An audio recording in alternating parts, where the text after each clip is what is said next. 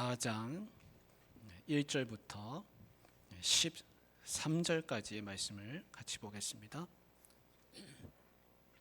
마가복음 4장 1절부터 13절, 신약 58쪽에 있습니다.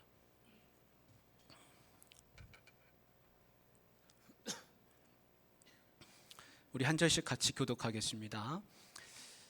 예수께서 다시 바닷가에서 가르치시니 큰 무리가 모여들거늘 예수께서 바다에 떠있는 배에 올라 앉으시고 온 무리는 바닷가 육지에 있더라.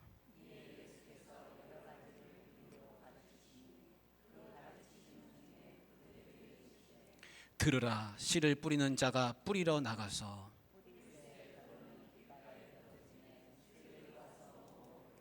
더러는 흙이 얕은 돌밭에 떨어짐에 흙이 깊지 아니하므로 곧 싹이 나오나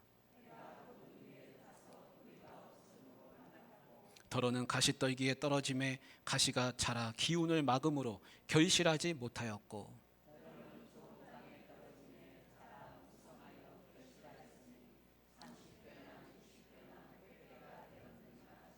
또 이르시되 들을 귀 있는 자는 들으라 하시니라.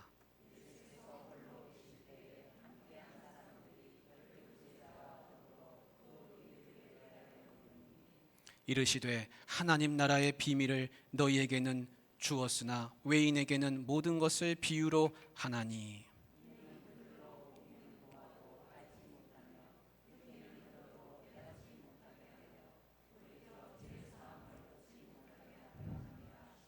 또 이르시되 너희가 이 비유를 알지 못할진대 어떻게 모든 비유를 알겠느냐. 우리 14절도 읽겠습니다. 뿌리는 자는 말씀을 뿌리는 것이라. 아멘. 지난 주일은 이제 쟁기질을 먼저라는 그런 제목을 가지고 말씀을 나눴습니다. 하나님은 쟁기질을 하라고 하셨습니다. 경작하라고 하셨습니다. 오늘 내가 거두는 열매는 내가 어제 쟁기질한 결과입니다. 내가 내일 열매를 얻고 싶으면 오늘 쟁기질을 해야 합니다. 우리가 다 행복하고 평안한 좋은 가정 되기를 바라시지요. 그러면 쟁기질이 먼저입니다. 하나님 가까이 만나기를 원하시죠. 그러면 오늘 쟁기질이 먼저입니다. 호세아 선지자는 그랬습니다. 묵은 땅을 기경하라. 지금이 곧 여호와를 찾을 때니 여호와께서 마침내 오셔서 은혜의 비를 부어주신다고 그랬습니다. 묵은 땅을 기경하는 게 얼마나 어렵겠습니까? 돌도 많고 풀도 많고 가시덤불도 있고 하지만 묵은 땅을 기경하면 하나님이 은혜를 주신다 그랬습니다. 그래서 여러분 가정도 쟁기질을 하시고 직장에 나가서도 쟁기질을 하시고 열심히 하셔서 30배, 60배, 100배의 결실을 맺으시기를 주님의 이름으로 축복합니다.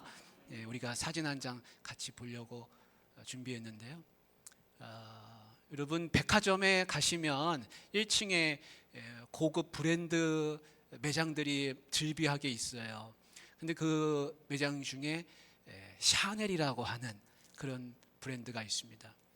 저 사람이 코코 샤넬입니다. 코코 샤넬. 이름은 따로 있습니다. 가브리엘 샤넬이라고, 가브리엘 보네르 샤넬. 근데 코코라는 별명이 붙었어요. 그래서 코코 샤넬이 됐습니다. 왜 코코 샤넬이 됐냐면 젊을 때 너무 가난해가지고 카페에 가서 먹고 살려고 노래를 불렀습니다. 근데 그 노래 가사 중에 코코, 코코, 그 코코라는 말이 많이 나왔다 그래요. 그래서 별명이 코코가 됐습니다. 그래서 별명 이름이 코코 샤넬이 됐어요. 근데 저 샤넬이 어릴 때 그렇게 가난했다 그럽니다. 아버지는 자녀들을 다 버리고 집을 나가버렸습니다. 어머니마저 돌아가셨습니다. 고아가 됐습니다. 그 수녀원에 맡겨지게 됐습니다. 수녀원에 맡겨져서 7년을 살았습니다. 거기서 바느질을 배웠습니다. 그리고 거기서 디자인이라는 걸 배웠어요.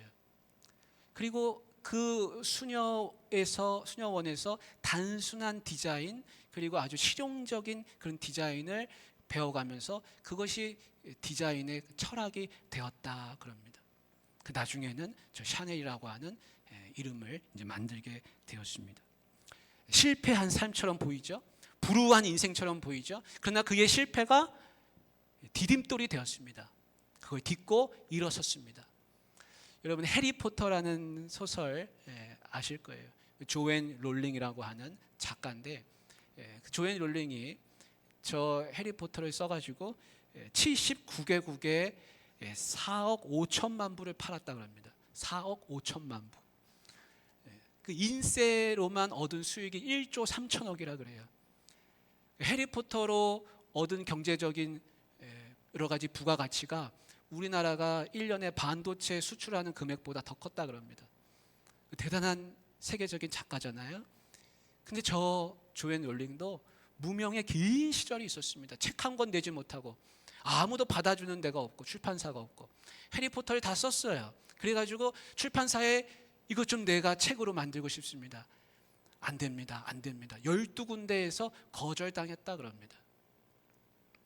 여러분 우리 잘 아는 빈센트 반 고흐라고 하는 화가가 있잖아요. 저 그림 많이 보셨잖아요.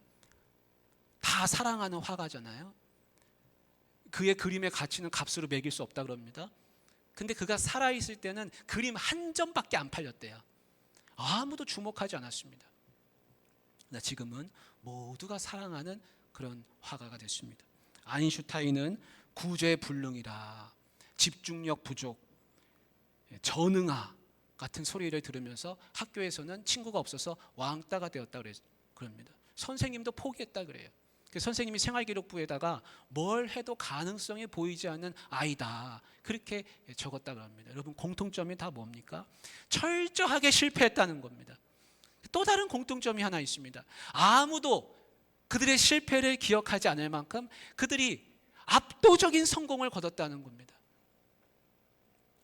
여러분 예수님도 실패의 삶을 사신 적이 있습니다. 예수님도 실패하셨을까?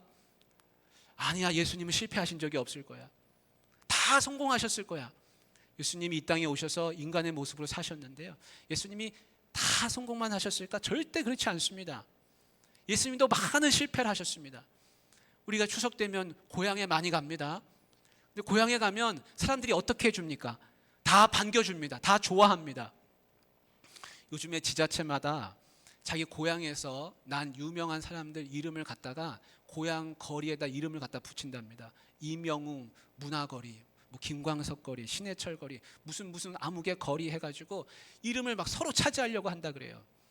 여러분 예수님이 고향에 가셨으면 고향 사람들이 어떻게 해야 됩니까? 반겨주고 환영하고 좋아해주고 선지자가 왔다고 그렇게 해줘야 되겠죠. 근데 성경에는 뭐라고 말씀하고 있습니까? 마태복음 13장 57절에 보면 예수를 배척한지라, 예수님을 배척했습니다. 좋아하지 않았습니다. 이는 목수의 아들이 아니냐, 환영하지 않았습니다. 그래서 그 다음 58절에 보면 이렇게 말씀합니다. 그들이 믿지 않음으로 말미암아 거기서 많은 능력을 행하지 아니하시니라. 그들이 예수님을 믿지 않았습니다. 아무 사역도 하실 수가 없었습니다. 믿음을 주는 것도 실패했고 거기서 사역하는 것도 실패했습니다. 여러분 가장 성공해야 될 곳이 어디입니까? 거기가 내 고향이잖아요. 내 고향, 내 동네 사람들한테 인정받아야 되고 그들로부터 메시아로 인정받을 때 다른 데 가서도 뭔가 체면이 서는 거 아닙니까? 근데 가장 성공해야 되는 곳에서 가장 크게 실패하셨습니다. 세례 요한도 예수님한테 그런 적이 있습니다. 제자들을 보내가지고 뭐라 그랬냐면 우리가 당신이 정말 그리스도가 맞으십니까? 정말 메시아가 맞으십니까? 아니면 우리가 다른 사람을 기다려야 됩니까? 그렇게 물은 적이 있습니다. 예수님은 때로는 제자 삼는 일에도 실패하신 적이 있습니다. 요한복음 6장 66절에 보면 이런 말씀이 있어요. 그때부터 그의 제자 중에서 많은 사람이 떠나가고 다시 그와 함께 다니지 아니하더라.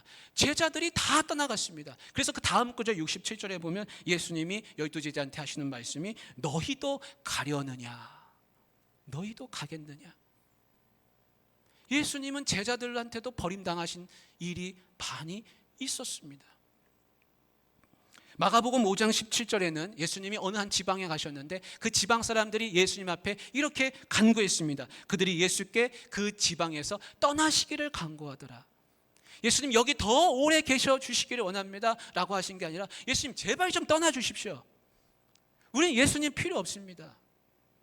그렇게 예수님이 외면당하시고 환영받지 못했고 무시당하고 배척당했습니다.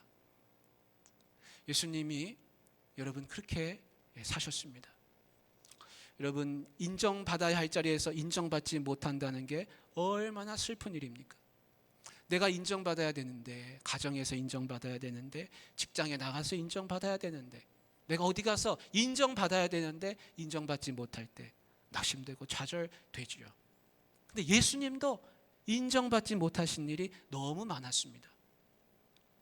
그래서 이 씨 뿌리는 비유의 이야기 속에는 어떤 것이 담겨 있냐면 예수님께서 나도 많은 실패를 했다는 거예요. 예수님의 실패 이야기가 이 씨 뿌리는 비유 속에 담겨 있습니다. 예수님이 수많은 씨를 뿌렸습니다. 근데 그 수많은 씨앗이 다 어디로 갔냐면 길가로 가고 돌밭으로 가고 가시밭으로 갔다는 거예요. 그래서 그 이야기를 하시면서 탄식하시면서 오늘 4장 11절에 같이 한번 읽어보겠습니다. 이르시되 하나님 나라의 비밀을 너희에게는 주었으나 외인에게는 모든 것을 비유로 하나니. 12절 같이 읽습니다. 이는 그들로 보기는 보아도 알지 못하며 듣기는 들어도 깨닫지 못하게 하여 돌이켜 죄사함을 얻지 못하게 하려 함이라. 예수님께서 이렇게 말씀하시는 거예요. 예수님 그 비유가 무슨 뜻입니까? 그때 하신 예수님의 대답은 이겁니다. 너희와 외인이 있다. 너희에게는 하나님 나라의 비밀이 주어졌고 그들에게는 주어지지 않았다. 근데 그 구별하신 이유는 12절에 이렇게 설명하시는 겁니다. 그들이 보아도 들어도 깨닫지 못하게 하려 함이라. 그래서 죄사함을 받지 못하게 하려 함이라. 그렇게 말씀하시는 겁니다. 여러분 이 말씀들이 다 이상하게 들리지 않습니까? 왜냐하면 비유라고 하는 것은 뭔가를 설명할 때 더 잘 설명하기 위해서 빗대서 설명을 하는 겁니다. 그래서 도움을 주는 겁니다. 더 잘 이해할 수 있도록. 근데 깨닫지 못하게 하는 것이 목적이라고 한다면 뭐하러 비유까지 들어가면서 입 아프게 이야기를 하겠습니까? 그러니까 이상한 일이죠. 그래서 언뜻 들으면 예수님이 하시는 이 말씀이 아주 아리송하게 들립니다. 마치 우리가 어릴 때 친구한테 수수께끼 내면서 야 한번 알아맞혀봐. 나는 알고 있는데 너는 모르지. 한번 맞춰봐. 그럼 친구가 막 고개를 저으면서 막 헤매잖아요. 그럼 그걸 좋아하지 않습니까? 근데 예수님은요 수수께끼 내려고 하시는 분도 아니고 일부러 꼬아가지고 아리송하게 우리를 고생시키려고 하시는 분도 아닙니다. 이 이야기는요 이사야의 말씀을 배경을 우리가 조금 알 때 이해할 수 있습니다. 여러분 이사야를 다 아시잖아요. 이사야는 아주 걸출한 이름난 선지자였습니다. 여러분 한 시대에 어떤 이름난 선지자가 난다고 하는 것은 하나님이 그 시대를 아주 관심 있게 지켜보신다는 거예요. 근데 그 이사야서의 시작은 어떻게 시작하냐면 이렇게 시작합니다. 이사야서 1장 2절과 3절에 하늘이여 들으라 땅이여 귀를 기울이라 여호와께서 말씀하시기를 내가 자식을 양육하였거늘 그들이 나를 거역하였도다. 소는 그 임자를 알고 나귀는 그 주인의 구유를 알건만은 이스라엘은 알지 못하고 나의 백성은 깨닫지 못하는도다. 음매하는 소도 임자를 알고 나귀도 그 등에 태우고 다니는 주인을 알아보는데 이스라엘은 누가 주님인지를 모른다는 겁니다.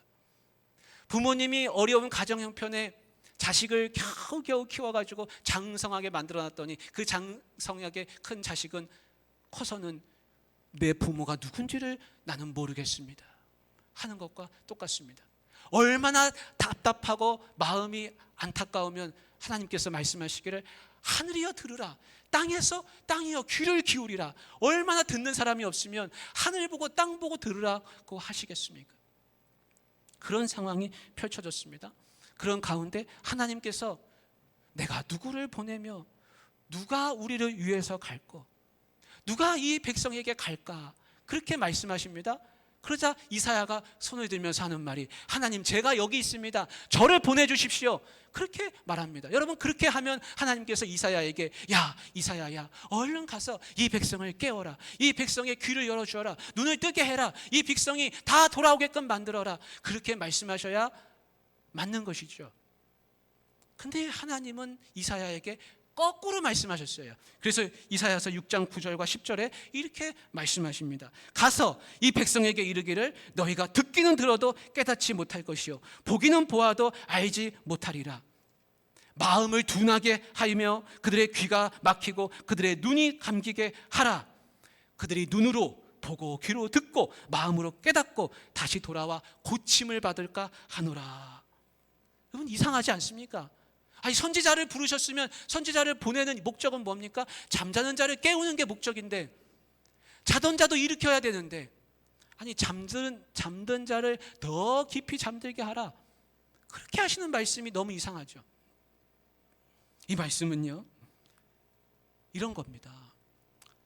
선지자가 외치면 두 종류의 사람이 있습니다. 어떤 사람은 아차 큰일 났다. 큰일 났다. 내가 잘못했구나. 얼른 깨닫는 사람이 있습니다. 또 한 사람은 오히려 선지자가 외칠 때 더 귀를 세게 막아버립니다. 그리고는 자기의 갈 길로 막 달려갑니다. 걷던 그 길도 달려서 갑니다. 왜냐하면 듣기가 싫습니다. 얘야 그러면 안 된다. 그러지 말아라. 그러지 말아라. 그렇게 부모님이 말했더니 자식이 제가 잘못했습니다. 아버지 용서하십시오. 그렇게 하는 자식이 있는가 하면 귀를 더 세게 막아버리고 이제는 방문까지 닫아버리는 자녀도 있습니다. 여러분 환자에게 의사 선생님이 간 수치가 높습니다. 술을 끊으십시오. 폐가 안 좋습니다. 담배를 끊으십시오. 그러면 그 환자가 아유 내가 이러다가 죽겠구나. 새 생활을 해야지. 다 끊고 새롭게 시작하는 사람이 있는가 하면 어떤 환자는 그거 내가 맨날 듣는 소리, 그거 맨날 하는 소리, 그거 내가 맨날 들어왔던 소리고 나보다 술 먹고 담배 더 피는 사람도 90세까지 살고 100세까지 살더라 하면서 자기 행하던 길로 그렇게 갑니다. 계속합니다.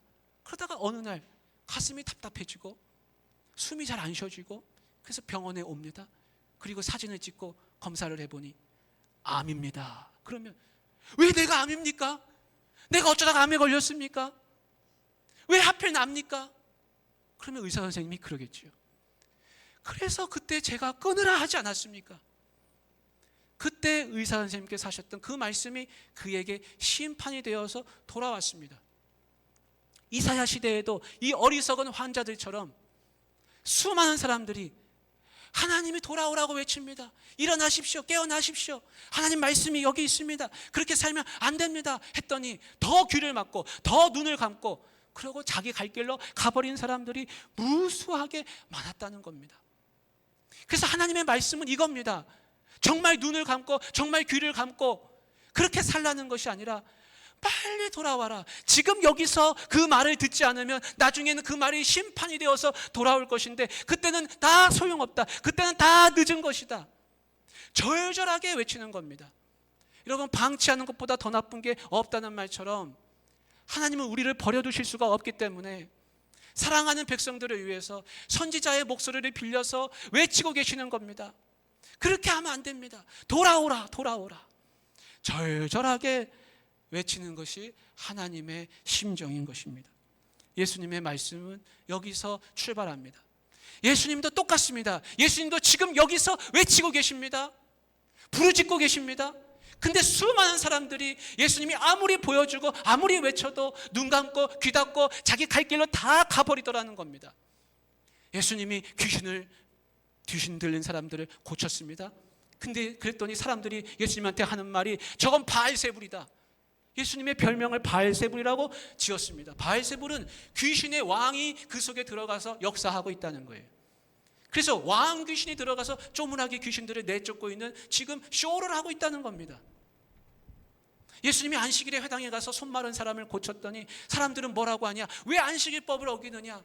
그러고는 당국자들과 헤롯 당과 다 한패가 돼가지고 언제 예수님을 죽일까 모이겠다고 합니다. 우리가 읽은 말씀이 지금 4장인데 제가 한 이야기는 이 3장에 다 나오는 이야기입니다. 그랬다는 것입니다. 그러니 예수님의 말씀을 듣고 두 종류의 사람이 있는데, 어떤 사람은 예수님 그 비유가 지금 무슨 뜻입니까? 더 자세히 설명해 주십시오 하는 사람이 있는가 하면, 어떤 사람들은 예수님 바깥에 있는 외인들인데 그들은 눈도 감고 귀도 닫고 다 제 갈 길로 가버리는 자들이라고 말씀하시는 것입니다.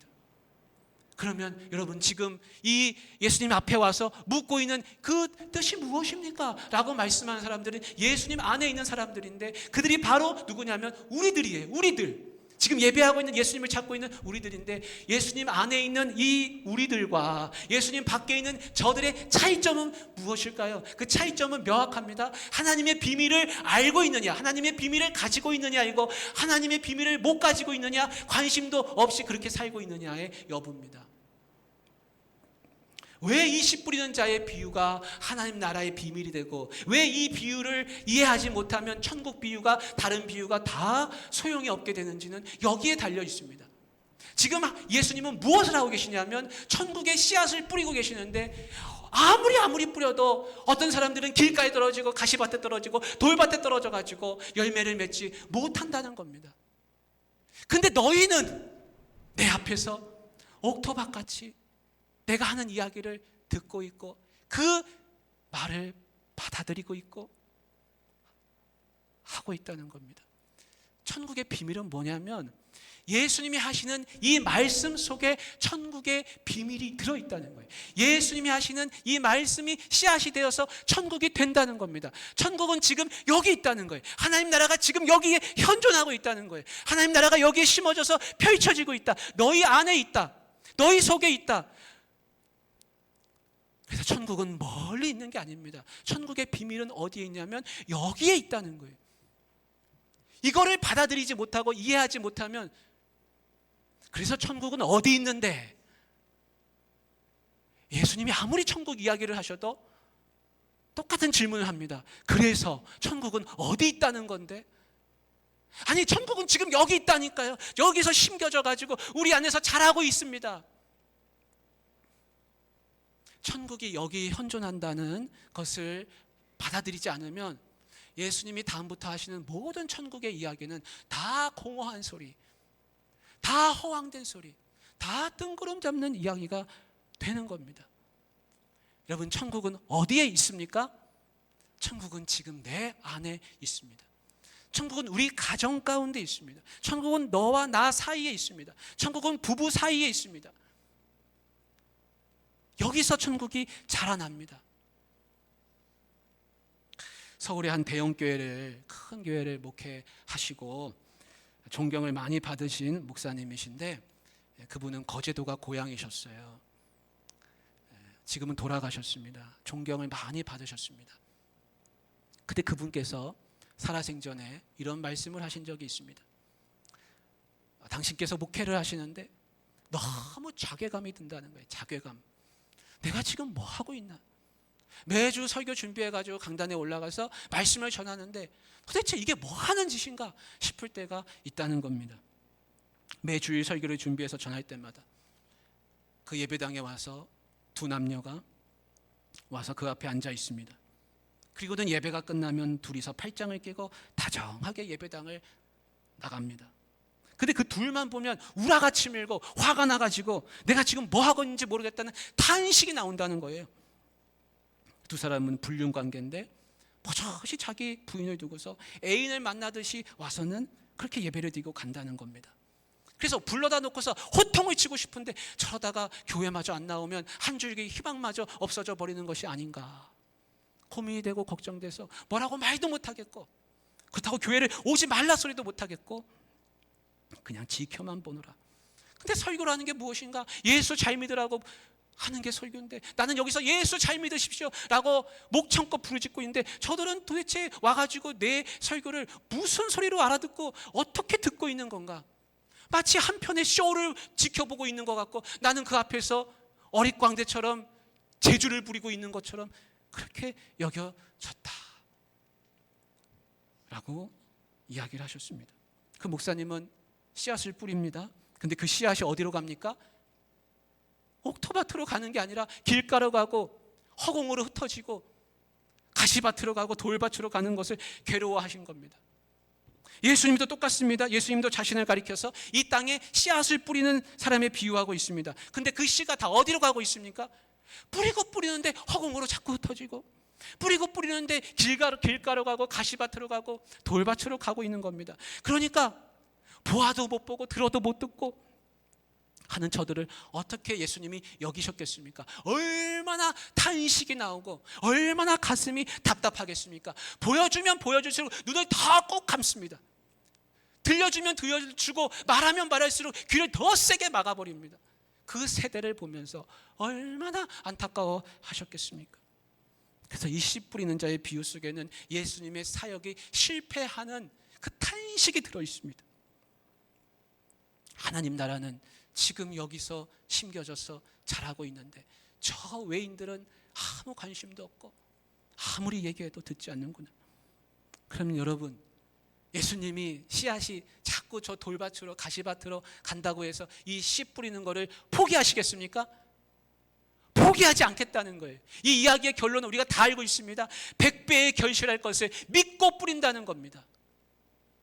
여러분, 씨 뿌리는 사람은 결실할 것을 믿고 뿌리는 겁니다. 지금은 좌절되고 낙심되고 절망스럽고 해도 안 될 것 같고 자꾸 길가로 가고 가시덤불로 가고 있지만 그래도 포기하지 않고 뿌리면 반드시 하나라도 심겨져서 결실할 것을 믿고 뿌리는 것입니다. 그래서 하나님 나라의 세계에서는 절망하고 좌절하고 포기하는 자에게는 아무 열매가 없다는 것을 이야기해주고 있습니다. 하나님의 나라는 오늘 쟁기질을 하고 오늘 씨 뿌리는 사람의 것이지 오늘 포기한 사람은 절대로 슛을 때 아무것도 거둘 것이 없습니다. 달리기를 포기하는 선수는 영원히 결승점을 볼 수 없습니다. 그러나 느리더라도 오늘 가고 조금씩 달리는 그 사람은 결국에는 결승점에 도달할 수가 있어요. 얼마 전에 뉴스에 나왔죠. 김황태 선수라고 패럴림픽에 가서 여러분 750m를 두 팔 없이 수영하고 20km를 의수를 끼고서 사이클을 타고 5km를 저렇게 달려가지고 결승점에 마침내 도착했습니다. 고압전선에 감전돼서 두 팔을 잃고 10년을 노력해가지고 마침내는 결승점에 도달했습니다. 여러분, 포기하지 않고 절망하지 않고 씨를 뿌리면 예수님은 반드시 좋은 것으로 거둔다고 하셨지, 뿌려도 아무것도 없다고 하시지 않으셨어요. 포기하지만 않으면 반드시 좋은 결실이 있다. 지금 내가 여기서 좋은 씨를 뿌리고 있는데 이 씨는 너희들 안에서 자랄 것이다. 100배의 결실함을 맺을 것이다 라고 우리에게 말씀하시는 겁니다. 사랑하는 성도 여러분, 실패도 있습니다. 그러나 성도는 실패를 보는 게 아니라 추수할 것을 바라봅니다. 실패를 압도하는 성공이 우리 앞에 기다리고 있습니다. 같이 절망스러운 자리, 포기하고 싶은 자리, 낙심되는 자리에서 일어나셔서 씨를 끝까지 뿌리시고 압도하는, 실패를 압도하는 성공, 100배의 결실을 다 거두시기를 주님의 이름으로 축복합니다. 사랑의 하나님 아버지, 우리 귀한 성도들